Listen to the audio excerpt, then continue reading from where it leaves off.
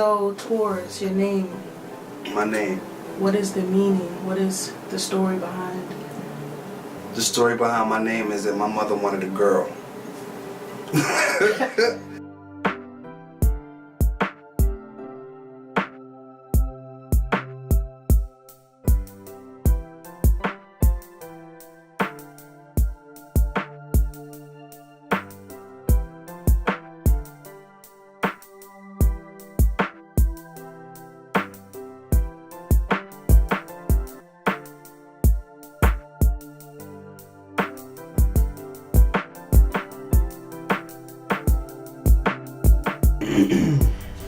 Alright, so, um, for my first question, to get everything, to get us warmed up. So, Taurus, your name, My name. what is the meaning? What is the story behind? The story behind my name is that my mother wanted a girl.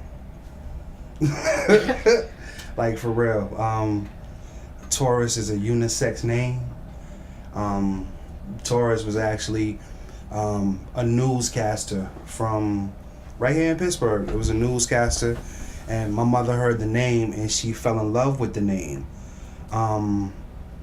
So yeah, she wanted a girl. My father wanted a boy, and she wanted the name Taurus. So before I was born, they used to call me Torb, Torb, which is Taurus or Rebecca Blannon. And so Taurus was going to be in the name anyway. But the sick part about my name is that I end up being, obviously I'm a man, but my mother gave me the middle name Danielle. So it's Taurus Danielle Blannon. And I used to hate it whenever I was little. But however, and I'm pretty sure through, conversations that we have had about masculinity and femininity and everything else like that, at this point in the game, the name all the way around the board, from the Taurus to the Danielle, it fits who I am personally. That masculine and feminine. Masculine and feminine. That's beautiful. Yeah. Alright, so as far as your upbringing, Mm-hmm. Where were you born and I was born here, Pittsburgh, 1982. I'm sorry, 1974. Damn. My parents divorced whenever I was about 5-6 years old or something like that. Stayed with my mom's for a while, and my father got transferred from his job to New Jersey, and I ended up moving to Jersey with my father. So from 1982 to 1992, those were, my formative years, my elementary school, middle school, high school years spent in Englewood in Newark, New Jersey. when you were in New Jersey, who were some of the people you were associated with? Well, whenever I first moved to Jersey, it was a weird thing because, before I moved to Jersey, I had lived in an all-white community in McKeesport, and the place was called White Oak Farms, and I was literally the only black kid.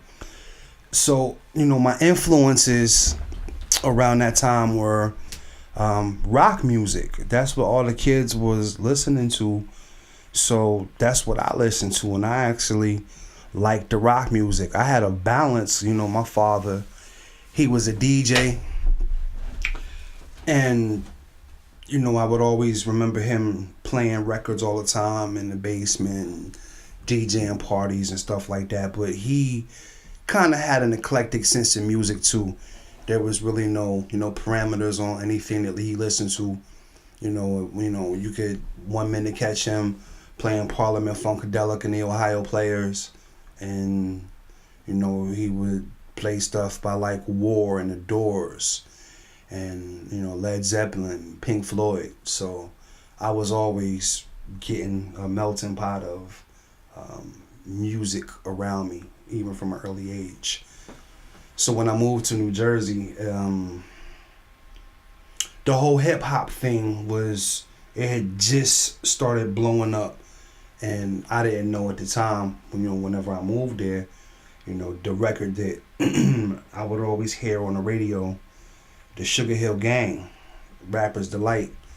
I didn't know that they were actually from the town Inglewood, New Jersey. I didn't know that. I didn't know any of that, and I actually got there, and once I got to New Jersey, I actually, got my first real education and, all that about the hip hop culture. I actually went to school with Master G from Sugar Hill Gang. His name was Guy O'Brien. He had a little brother named Leo O'Brien. If you remember the movie The Last Dragon, he played Richie, Bruce Leroy's little brother. So I went to school with him. I grew up with him. The Robinsons, those were the notorious Sugar Hill kids.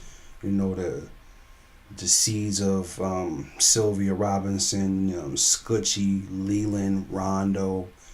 Went to school with a lot of their nieces and nephews, but it wasn't until later on where I actually realized like where I was actually living at, what was around me. John Travolta went to the high school that I went to. Regina Bell went to the high school that I went to. They had a group called Today. The lead singer was probably, most, known, went off and did solo projects. His name was Big Bub. He was from my high school. Rapper, producer, Redhead Kingpin. Went to my high school. Kwame, the Polka Dot Kid. He went to my high school. These guys were before me, but, that's who I was following once I, got up into the ranks and started going to high school. So entertainment was all around me. I was going to school with actors, kids. Gordon from Sesame Street, the bald head dude. It's a crazy paradox because he played Gordon on Sesame Street, but probably his most notorious role was playing a pimp Willie Dynamite. I went to school with his daughter Rashida. So, it was all around me whenever I was growing up. Entertainment, art, all of that. That's cool, man.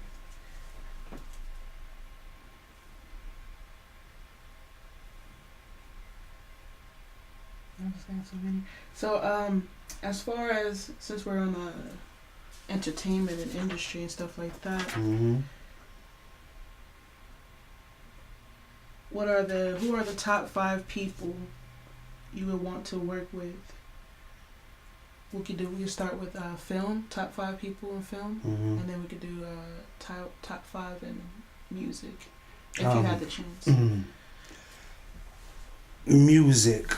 You want me to go by genres of hip hop? Yeah, top 5. So if it's all over the board, then go ahead. Number 1. I can't even start anywhere except for the first thing that comes to my head is if I had the opportunity to work with anybody, it would be the late great Jay Dilla. Jay he helped print the soundtrack of a lot of our lives growing up in those early days. If you don't know who Jay Dilla is, he was a producer. He was a member of a group, founding member of a group called Slum Village from out of Detroit. And Dilla went on to be an in-house producer for a Tribe Called Quest around the time their 3rd or 4th album came out called Beats, Rhymes, and Life.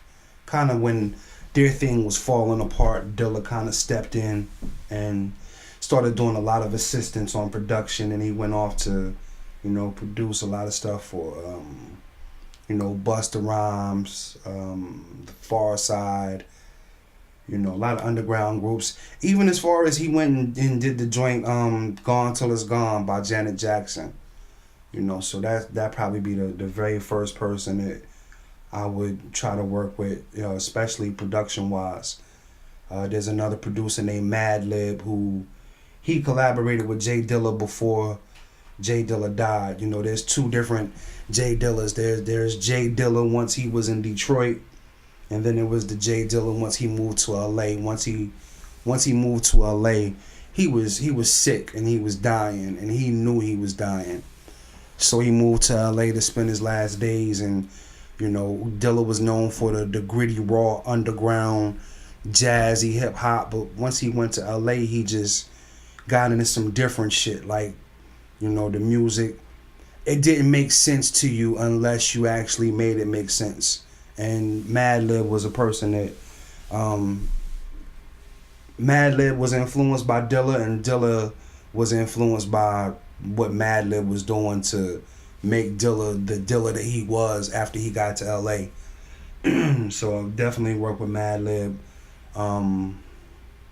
Lyricist wise, Black Thought, Pharaoh Monch, and as far as MCs, that's it. That's the only MCs that I would say that if I ever had the opportunity to work with them, then those would be my top two.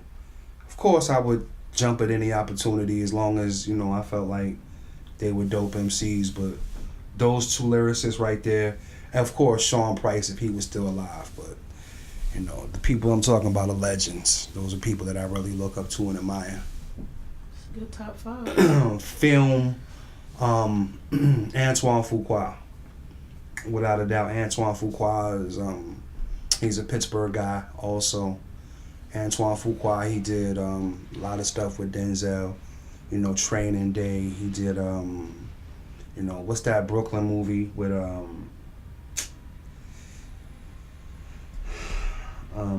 Don Cheadle when he played the undercover cop. You know, he got a lot of movies under his belt. Good movies, violent movies. You know, something about, you know, the violence that he makes in his movies are beautiful. If I had a chance, I would work with Spike Lee. I love Spike Lee's work. He's one of the originals. He's one of the ones that set it off, you know, for the culture back in, you know, the 80s with She's Gotta Have It and the School Days and, you know, the whole 40 Acres and the Mule movement that he had, you know, was part of my childhood growing up. You know, the Do the Right Thing came out and everybody was rocking 40 Acres and the Mule stuff, and I would definitely work with Spike if I had the opportunity to.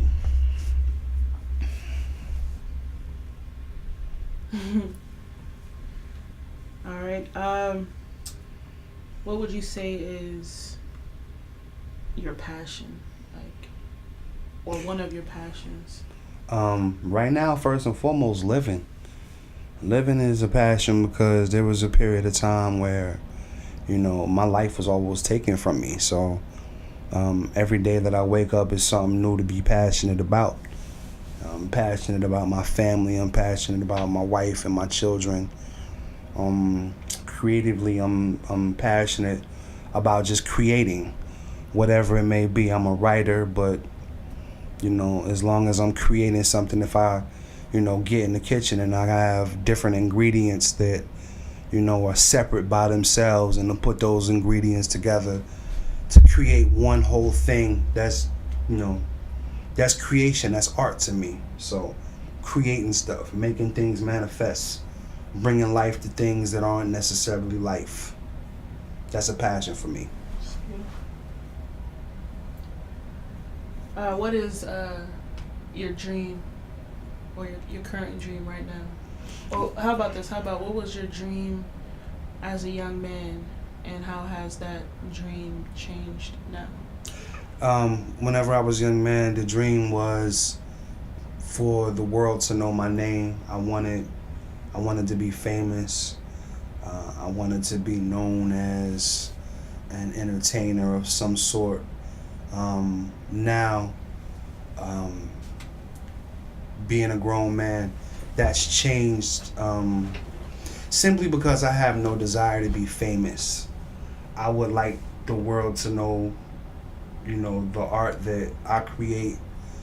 I would like to be around other creative minds, sharing, vibing. Yourself and me, we have a bond and a relationship where, you know, art kind of gelled that together. And I'm not so hell bent and so desperate to be famous anymore. I want to take ideas and I want to bring them to life with other creative people, and I wouldn't mind making a living off of it.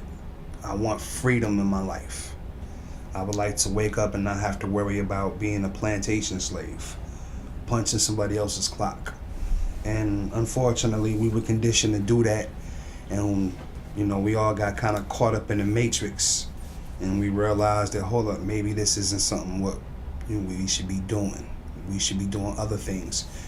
We've had that conversation numerous amounts of times. Matter of fact, whenever I first walked in here tonight, that's one of the first things that we talked about. We talked about jobs and how we shouldn't be working them. We should be, doing our art and be happy with that.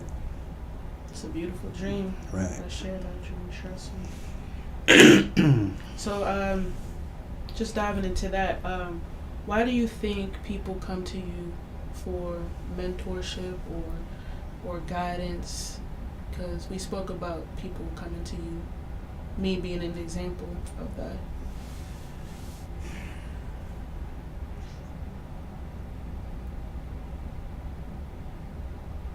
That right there, the question is tougher than the answer. For me to answer that question, it kind of takes away why people come to me in the first place. I don't know.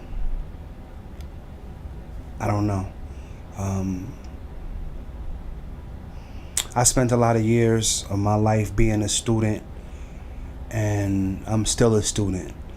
I still have, my counsel that I go to. I still have my big brothers. I still have my spiritual mother and fathers that I tap into as a source.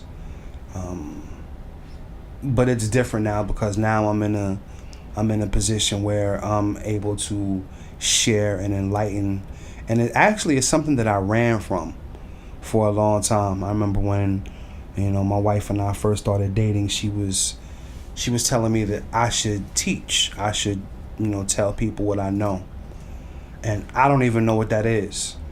I don't know what it is I know. I don't claim to be anything. I don't profess to be anything, but I find myself in a tutoring position as a mentor, and it's that's been happening since I moved back to Pittsburgh in 2010, and I was involved with a group of young people that I was helping out musically, and they end up giving me the title of Master Yoda, which it's mind-boggling to me. I don't know why people come to me. Honestly, I don't. I'm a very flawed individual. I make mistakes. I've made tons of mistakes in my life. By no means am I perfect. So I don't know. I can't put a finger or a pulse on it. Maybe it's because I'm honest. Maybe it's because, I love and I'm loyal. And maybe it's just a vibe that they get. Maybe I'm, non-threatening. Maybe I'm understanding. I don't know. That's really a tough question to answer. I don't know how to answer it. All right, well, jumping from that question, who greatly influenced you? Several people. First and foremost, my father. My father was there for me whenever I was growing up. I had the reverse. A lot of black men grow up in a household without their fathers. I grew up in a household with my father, and my father was very much an alpha male, and he ain't play. But at the same time, he gave me room and rope to be who it was that I wanted to be. Did you ever see the movie Fences? I love the book. Okay. The father in that movie, that was my father. That was his father also. But my father gave me a little bit more rope. He gave me a little bit more room to be who I was. he allowed me to be a paradox, which means, I was an athlete and I played football, but I still, probably at the age of 13, 14 years old, I was still in the basement, reading comic books and still collecting, Star Wars and G.I. Joe action figures. And, he never made me feel any type of way about it. I was a very emotional kid, and he allowed me to be emotional. He never said any of that bullshit that men say to other men, don't be emotional, you a man. And he didn't go that route with me. He allowed me to be myself. And to this very day, I'm glad that he allowed that, because it allowed me to be the man that I am. Also, my spiritual enlightener, his name is Oz. I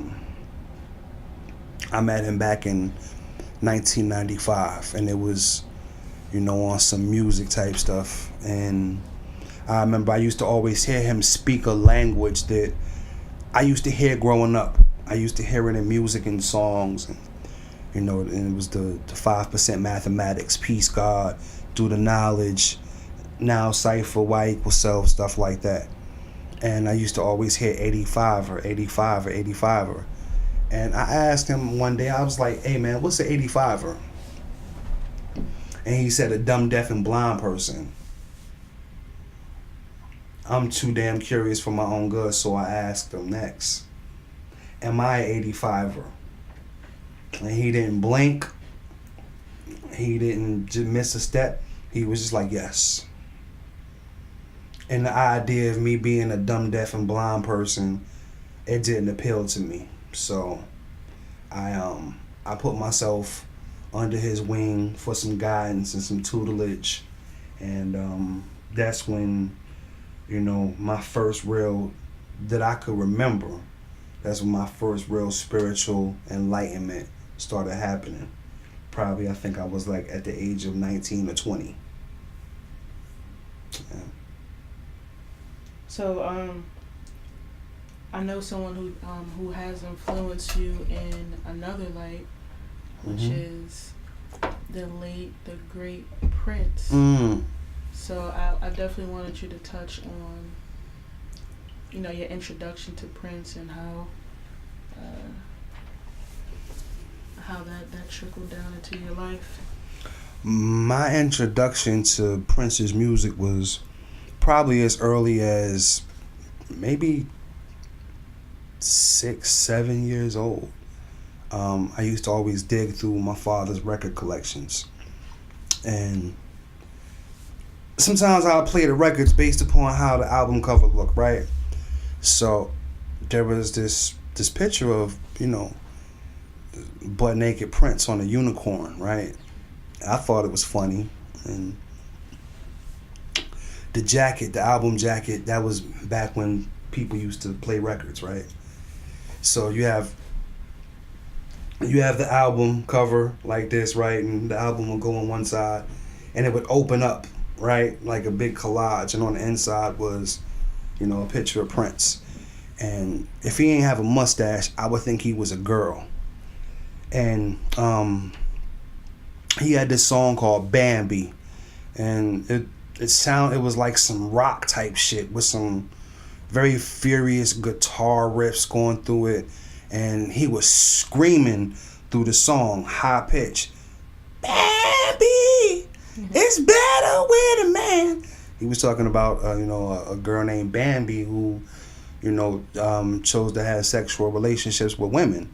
I didn't know what the song was about at the time, but I just thought from the screaming that I was listening to, it was interesting and it was funny at the same time, and then you fast forward when Purple Rain came out, that was in 1984. 1984, I was 10, and everybody was on Purple Rain. Everybody had, become a Prince fanatic and everything else like that, and Prince started coming out with other projects. But after Purple Rain came out, it's like he was still an icon, but everyone expected a follow-up to Purple Rain. But the album that came afterwards, Under the Cherry Moon, not Under the Cherry Moon, Around the World in a Day. It was very psychedelic, very popish, and I liked the music for what it was. And it was around that time where I had started going back to the older music. Now you're talking about, 1986, going into 1987. In 1987, he came out with an album called Sign of the Times, which is, almost parallel to albums like, Stevie Wonder's Songs in the Key of Life, Michael Jackson's Thriller, the Beatles, Sgt. Pepper's Lonely Hearts. It was like along that sort of album with social commentary. So I was listening to the Prince that was here, but then I was also going back to the Prince. Prince was coming out. He came out in 1977, 1978. I was like 4 years old, so I didn't know anything about the music. And I went back and started listening to the music. And I remember my father told me that Prince played all the instruments on the album, and I was blown away. I was like, no. So as a kid, I'm trying to figure this out in my mind. I'm trying to figure him playing drums with a guitar on his lap. I'm not knowing, how technical this stuff is, but the more I went back and listened to the music and understood, what he was doing sonically and what he was creating by himself, to sit there and listen, to a drum pattern and then keyboards and then piano, and it was just amazing to me. And I was a fan. I was a big fan. Around that time, it was who's the best, Michael or Prince. I was riding with Prince. Matter of fact, I didn't even listen to hip hop all like that. Whenever I went home, that's all I listened to was Prince.